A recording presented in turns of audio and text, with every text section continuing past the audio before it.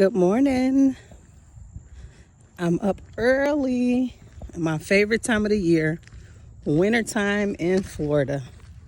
I don't have to worry about passing out from the heat. So it's been a while since I've been outside.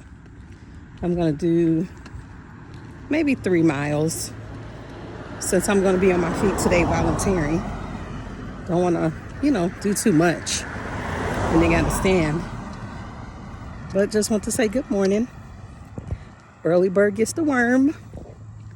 And yesterday I hired a fitness coach.